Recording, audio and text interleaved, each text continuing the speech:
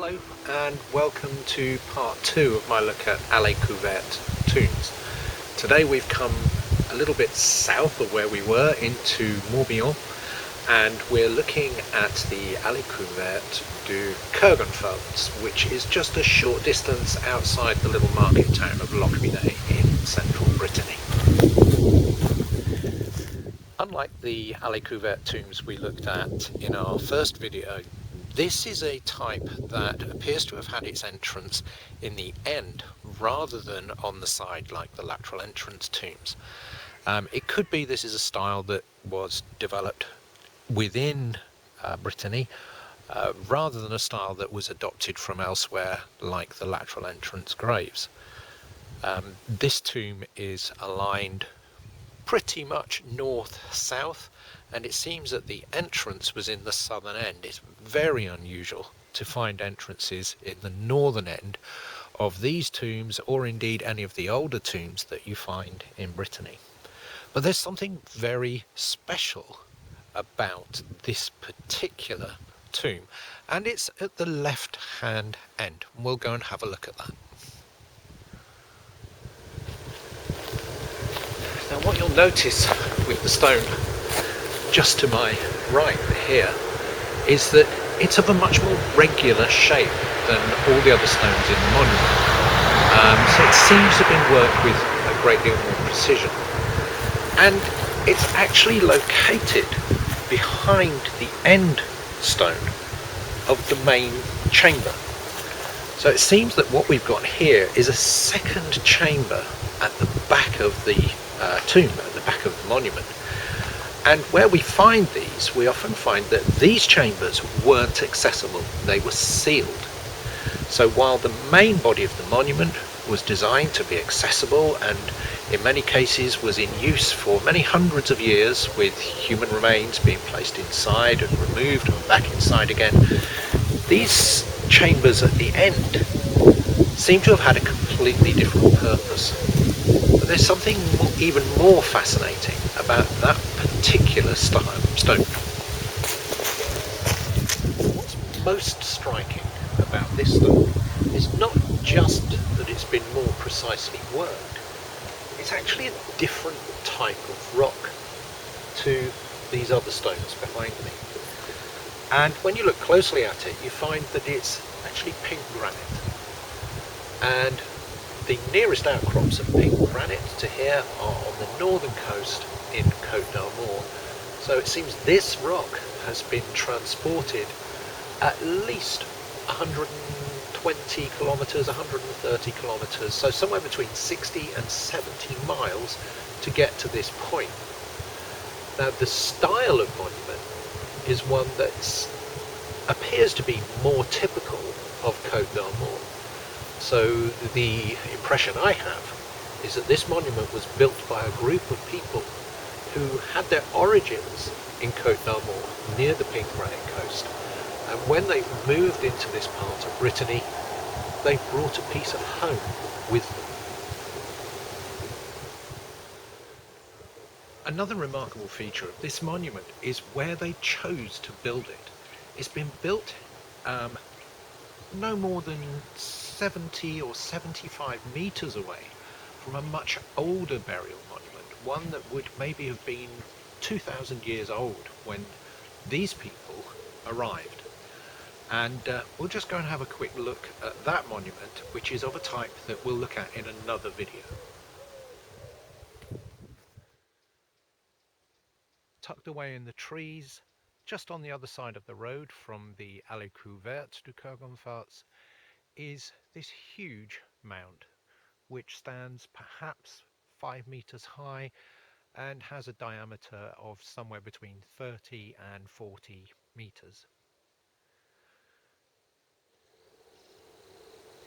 And at the heart of that mound is the chamber of an angled passage grave. A grave that is probably Neolithic in origin and could be up to 2 or 2,500 years older than the Allée Couverte just a few meters away.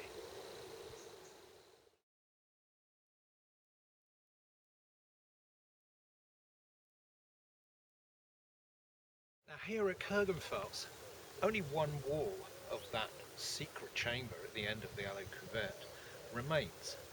However, further north on the Côte d'Armor, the Allée Couverte du Croix-Menhir has an intact example, and there are some fascinating things inside that chamber.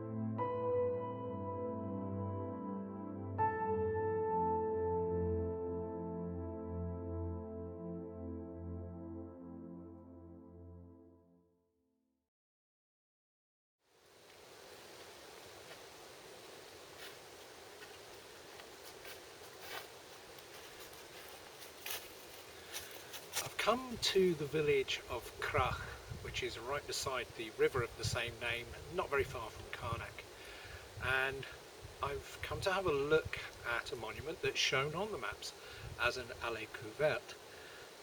It's called the Allée Couverte de Lufon. However, it sort of does its own thing, and it displays a style of monument which, as far as I'm aware, is pretty much specialised within Morbihan. There may be some in Finisterre that I'm not really aware of, but if I send the drone up, you'll be able to see exactly what I mean about this behaving in an unusual way.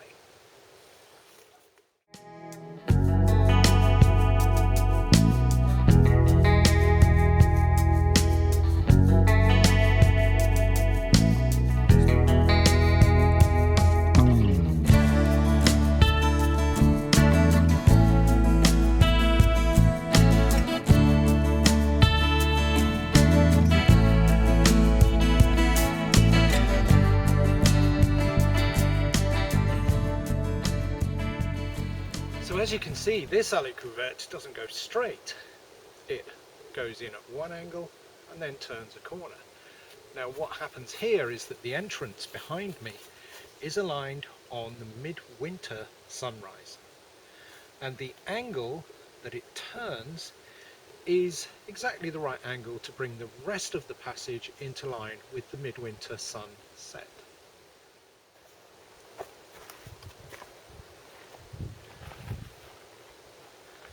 So in Morbihan you will find unusual things going on that are very different to what's happening in Côte d'Armor or Ille-et-Vilaine or many other parts of France.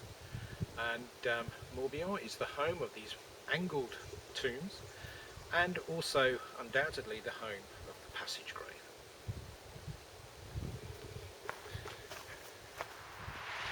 I've travelled a bit further south. I'm now at the Domes de Manet-Carillonnette, and on the face of it, these look very much like alley couverte tombs. We have the parallel sides, no side entrance. The difference here being that at the end of each passageway there's a large round chamber, and these are what we call passage graves, and they are at least 2,000 years older than the alley couverte tombs. So when people were building the alley couvertes, like the one at Kurganfeld, they were finding very ancient monuments that had probably been abandoned for hundreds, if not over 1,000 years. And yet it was important for them to place their monuments close to the ones of their predecessors in a territory. Now it's very unlikely that these were the same people building these tombs. It's probably evidence of different people and different cultures moving into an area, but it was important for them to adopt a monument as their own. And at this site you can also see that people in more modern times have worked hard to try and adopt this monument as their own.